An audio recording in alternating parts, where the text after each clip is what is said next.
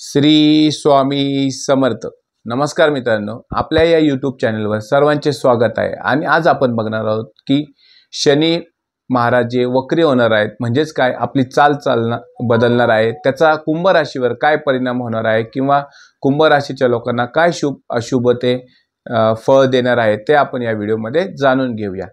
तत्पूर्वी आपण जर या चॅनलवर नवीन असाल तर चॅनलला सबस्क्राइब करा आणि व्हिडिओ आवडल्यास व्हिडिओला लाईक नक्की करा। आणि या अगोदरचे जे आपल्या चॅनलवर व्हिडिओ आहेत त्याला तुम्ही जाऊन ते नक्की ऐका आणि त्या व्हिडिओला सुद्धा लाईक करा। तर मित्रांनो, चला व्हिडिओला सुरुवात करूया।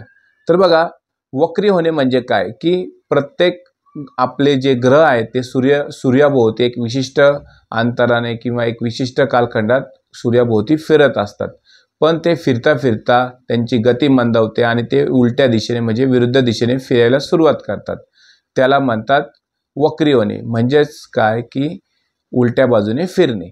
तर बघा, 29 जून 2024 ते 25 नोव्हेंबर 2024 पर्यंत शनी हे वक्री होणार आहेत आणि ते वक्री होण्याचा कुंभ राशीवर काय परिणाम होईल ते आपण या व्हिडिओमध्ये जाणून घेऊया।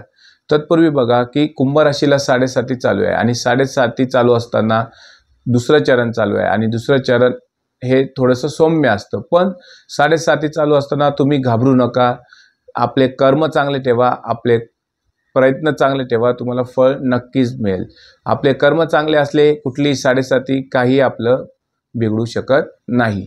आणि श्री स्वामी समर्थांवर आपल्याला आपल्या देवावर विश्वास ठेवा, तुमचं सगळं नक्की चांगलं होईल। तर मित्रांनो, व्हिडिओला सुरुवात करूया की कुंभ राशीवर काय परिणाम होईल। की बघा, कुंभ राशीचे जे लोक आहेत की त्यांना व्यवसायात काही अडचणी येत होत्या, त्यांच्या व्यवसायातल्या अडचणी दूर होतील आणि त्यांचे व्यवसाय प्रगतीपथावर नक्की जाईल।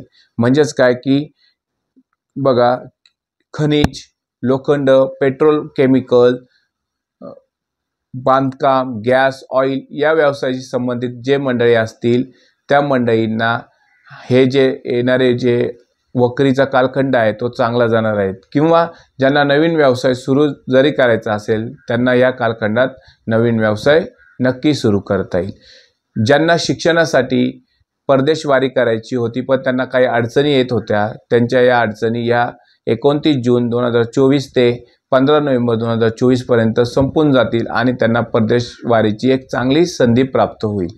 त्याचबरोबर बघा की जे ऑनलाईन किंवा डिजिटल मार्केटिंगमध्ये ज्यांना व्यवसाय करायचा आहे किंवा नोकरी करायची आहे त्यांना त्या डिजिटल मार्केटिंगमध्ये किंवा ऑनलाईन मार्केटिंगमध्ये नोकरीच्या संधी प्राप्त होतील। परंतु बघा, ह्या संधी प्राप्त होत असताना तुम्हाला काही सांभाळायचं पण आहे। म्हणजेच काय की आपल्या भावांशी किंवा बहिणींशी म्हणजे आपल्या नातेवाईकांशी आपला वाद होणार नाही याची काळजी तुम्हाला या कालखंडात घ्यायची आहे। तसेच आपल्या वरिष्ठांशी किंवा जे आपल्या सोबत काम करतात त्या लोकांशी आपला वाद होणार नाही याची सुद्धा तुम्हाला काळजी घ्यायची आहे।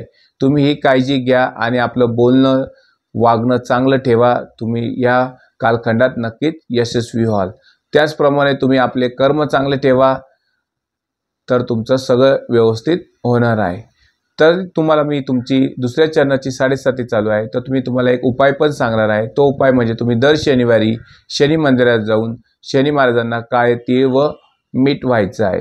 त्याचबरोबर तुम्ही तेल वाहिलं तरी चालेल। आणि अशा रीतीने जर तुम्ही दर शनिवारी केले आणि तुमचे कर्म चांगले ठेवले तर तुम्हाला 7.5 सुद्धा जो त्रास होणार आहे तो कमी नक्की होईल आणि तुमचा व्यवसाय, तुमची नोकरी, तुम्हाला ज्या शिक्षणात अडचणी येतात त्या तुमच्या दूर होतील। तर मित्रांनो बघा, हा व्हिडिओ जर तुम्हाला आवडला असल्यास आपल्या कुंभ राशीच्या नातेवाईकांना, मित्रमंडळींना हा व्हिडिओ शेअर करा आणि चॅनलला सबस्क्राइब करा आणि व्हिडिओला लाईक नक्की करा। श्री स्वामी समर्थ।